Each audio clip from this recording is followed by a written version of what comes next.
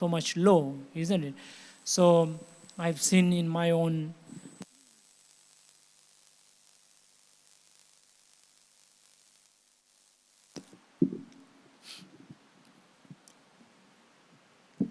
But as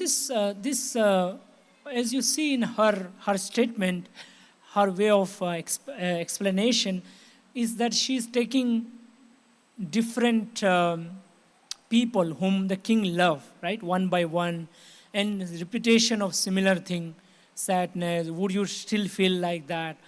And then finally the queen brings to herself. So I think this is something to be noted, right? That it's something like a reflection, contemplation, something like a contemplation that we bring, just like meditation metta. We bring different people in our mind. First of all, parent, then siblings, friends, relatives, one by one, right? So this is something important. The repetition, one of the things we see, the repetition. So you may be thinking why there is a need of repetition. But repetition is something important.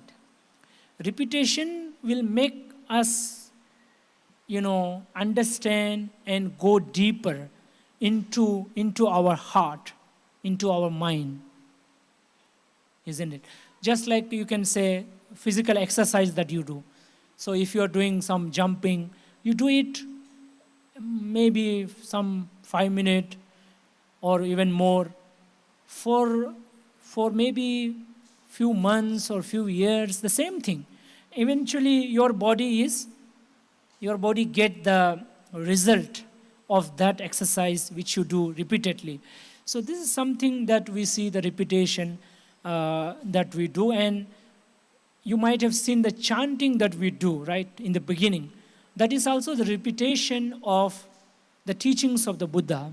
So we repeat it over and over, again and again. So it's just reminding ourselves, of this, of the teaching, so that it goes eventually to our heart. Because it doesn't easily go to our heart, because we have the strong layer of ignorance that doesn't allow us to, see the light, and the light doesn't pass. So we need to keep hitting it with the repetitive practice. But make sure that you are doing the right repetition. You don't do the wrong repetition. Acha, then the queen is also asking some more thing, not just people, but the country itself. So the queen is asking, "What do you think, great king? Do you love the realms of Kasi and Kosala?"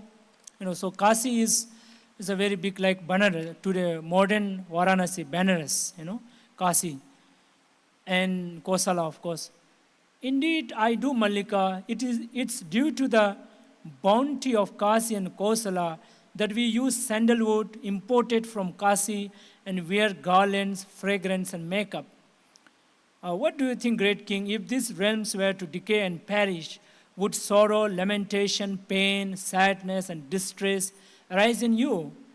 If they were to decay and perish, my life will fall apart. How could sorrow, lamentation, pain, sadness, and distress not arise in me?" So, of course, the king he's a ruler of Kosala, and including Kasi, because he was a very big king. So even smaller kingdom also comes under his kingdom, like the Buddha's kingdom, Sakya. It was a small kingdom in Himalaya, near Himalaya. So that was also under this Kosala, under him. So he was a very big king. So he said, "If something happens to your kingdom, so what would happen?" So the king said, "We are getting this so many things from this kingdom. Of course, he is a king because of this kingdom, right? So naturally, what will happen? He would fall apart. He will feel bad because he is also closely associated himself with the state of kingship. That I am the king. So it is also strongly imprinted in his mind, right? So he is as a husband, as a parent, as a king, and he is as a father. He is strongly, attached to all these things. So then the queen said, this is what the Buddha was referring to when he said, our loved ones are a source of sorrow, lamentation, pain, sadness, and distress. So this is why Buddha was saying, So then the king says, it's incredible, Mallika. It's amazing how far the Buddha sees with penetrating wisdom. It seems to me, come Mallika, rinse my hand. Then King Pasenadi got up from his seat, arranged his robe over one shoulder, raised his cupped palm toward the Buddha, and expressed this heartfelt sentiment 3 times.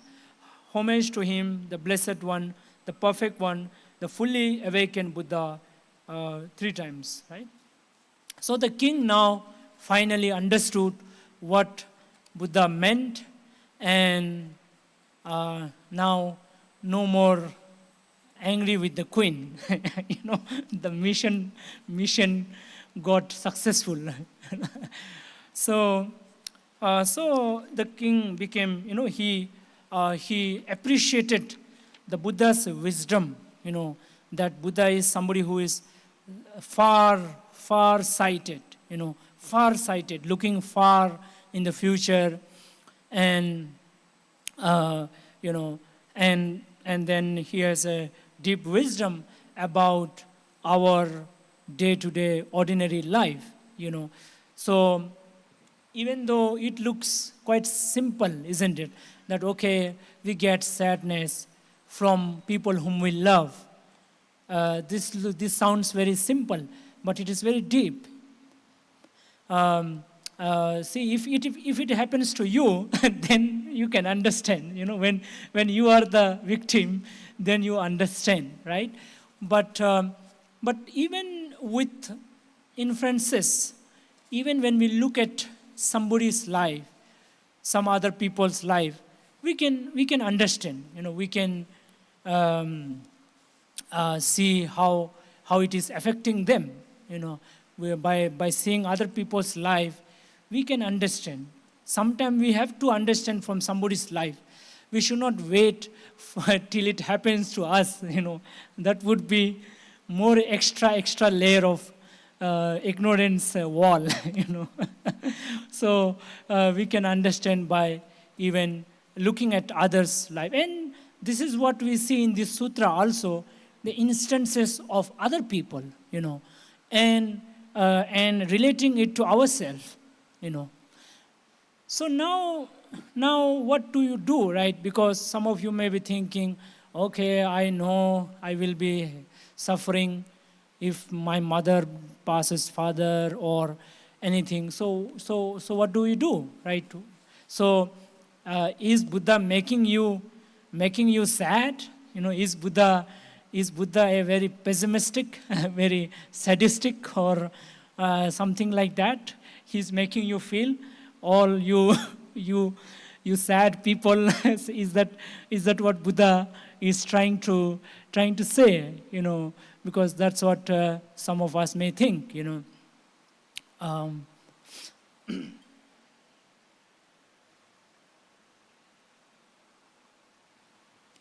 Some of you may run away also. Oh, Buddha is just making us feel bad, making us,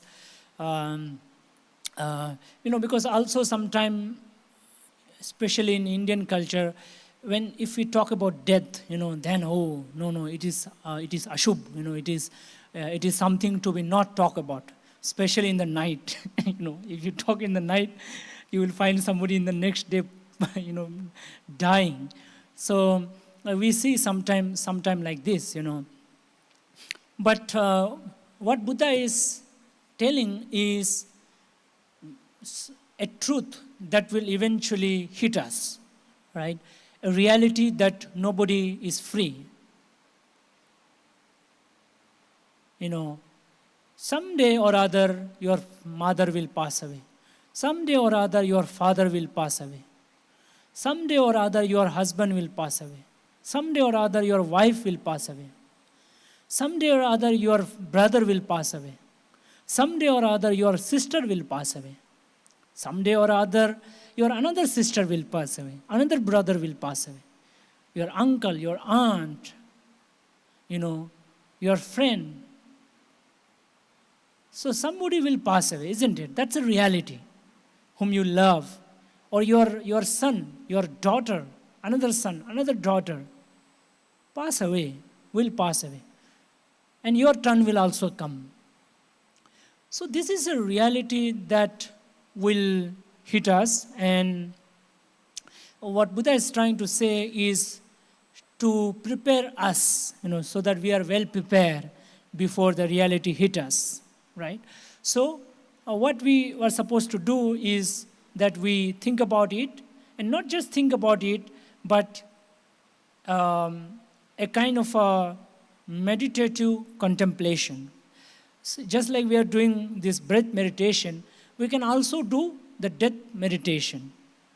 What we call that, we don't call it death meditation, we call it death contemplation. Anussati, marana anussati.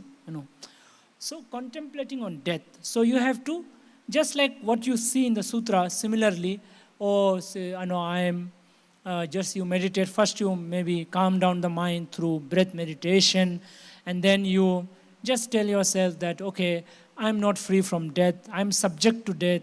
Death may come anytime. It may come tomorrow, day after. It may come through sickness, through this, through that, through accident, through so many other things, right? It may come.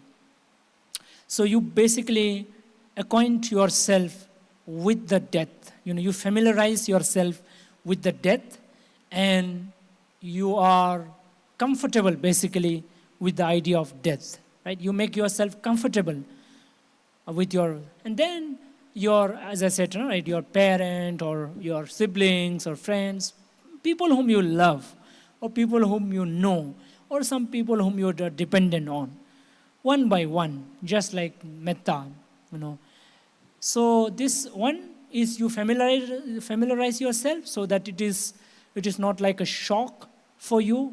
It is not like, just like in the story, many people become mad. They just literally became mentally out of mind. But maybe, if we are not well prepared enough, we may become like that as well. I think these days when we hear about mental health, or we hear about depression, bipolar, schizophrenia, all this kind of mental related thing, I think it is also something to do with partly, I would say, with this also, because we have somebody whom we love, and then we suddenly no more, for whatever reason. And lots of breakup as well, for the youngsters, Gen Zs and millennials, some breakup problem as well. That is also one of the reason. Maybe even for little older than millennial also. So I think, it is important for us to prepare ourselves, because this is something very important for us, because as individuals we are more attached to human being than non-human. Let's say house or car or clothes. We are more attached to human being than car or house or whatever, right? So our sadness can also come mostly from people also, and especially people whom we love, right? So therefore this meditation is very important. There is Marananusati, maybe I have not brought today, you can check out. So it's called Marananusati. So that is one. So one, you make it comfortable and no sad. Secondly, it also helps you to be, in some place Buddha says that it makes you more energetic, right? In fact, it makes your life more energetic. You may think that, oh, if I meditate on death, I will become very sad. But no, it doesn't become. You love people more. You love people more.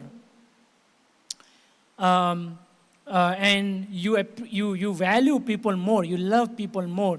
You value your life more. You value your time more. Because you know you will die anytime. But now you know because now I'm telling you. But if you come to the temple and maybe sometime when you go to somebody's funeral for a few hours or few days, you may be there. But we are too busy with other things. So these days, not few days, only few hours. You're already busy with something, some deadline, some other thing.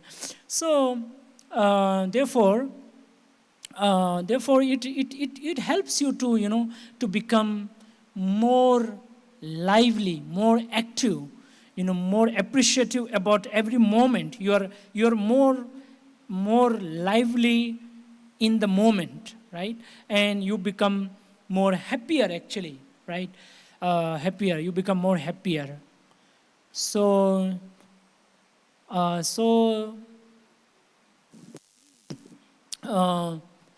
the path toward happiness is somewhere through something which we generally avoid.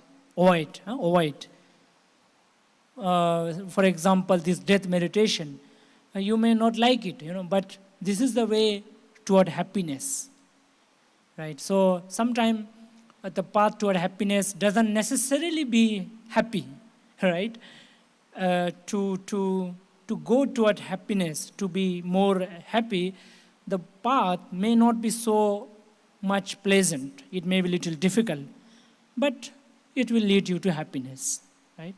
So even though the sutta started with some sad stories, but hopefully, it ended with some good ending and good kind of take away from the sutta.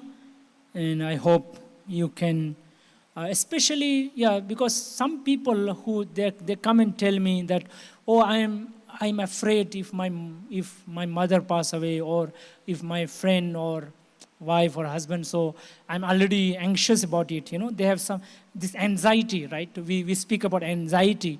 Anxiety is generally about future, right? So we are anxious about what will happen to the future. So I think for those people, this kind of meditation is helpful. Of course, for everybody also, but more so people who are a bit more, anxious about people. So this will also, another thing I forgot to mention is that when we meditate on death, contemplate on death, what it will do is, as I was telling, that it will generate more love toward our beloved people, right? What does that mean? Is that it will reduce our attachment. Because you may also think, oh, so we should not love people. Is it what you are saying? You may ask, right? Oh, I should not love my mother or father or husband, wife or sibling. No, right? Buddha said you have to love, but love and attachments are different, right? In the love, you want other person to be happy, you help them, you free them, you support them. But in attachment, it is you control them. You want them to be according to you. You want to control them. You want them to be according to your opinion, your wish, your this thing. That is attachment. That is not love. But love is you actually want other person happiness. You actually want to help. You actually go the extra mile to support, to help, to basically free them. In fact, you make them more independent. You don't make them dependent on you. right? You make them more independent.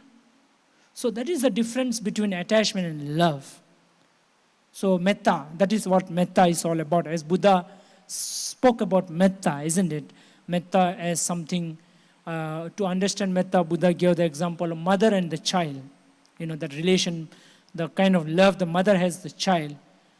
It doesn't matter what the child does, good child, bad child, whatever child, mother still loves the child. Something like that we have to, that kind of love we have to develop toward people.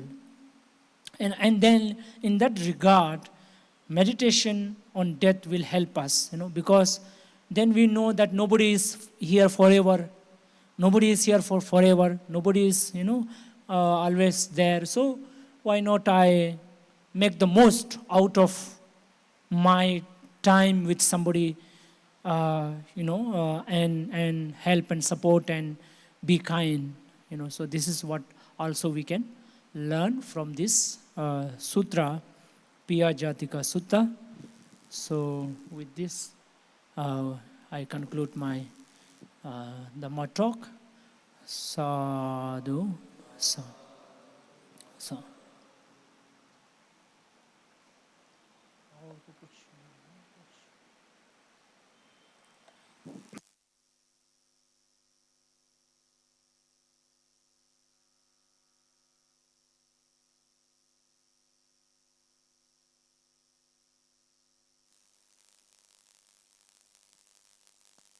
So now all the monks will do blessing for all of you.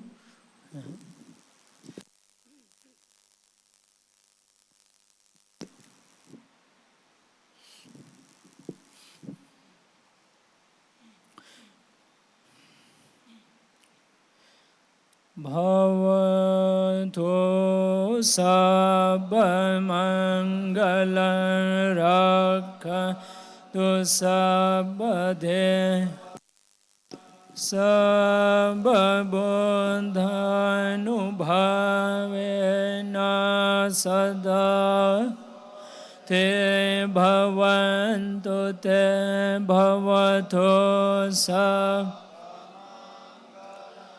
Rakhantu sabba devata sabba dhammanubhavena sada sote antu te bhavadu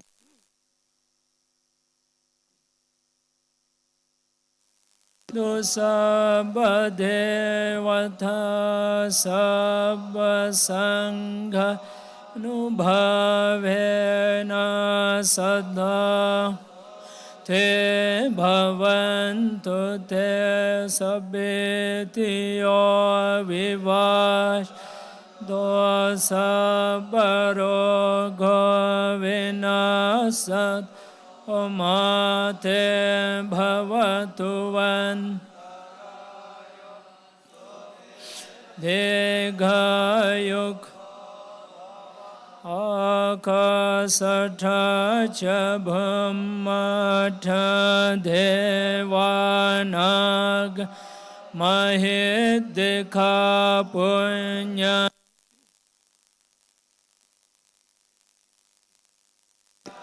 Rakhantu sasanang chirang rakhantu desanang chirang rakhantu mang para etavata cha amheye sambhata punya sampadang sabbe deva Anumodanto sabbe bhuta Anumodanto sabbe satta Anumodanto sabba sampati siddhya nibbana siddhya.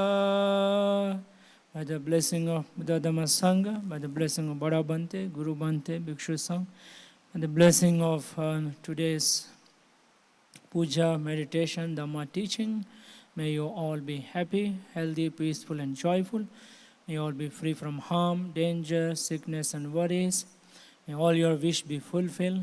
May you grow on the path of Dhamma and achieve the ultimate happiness of Nibbana. Sadhu, sadhu, sadhu.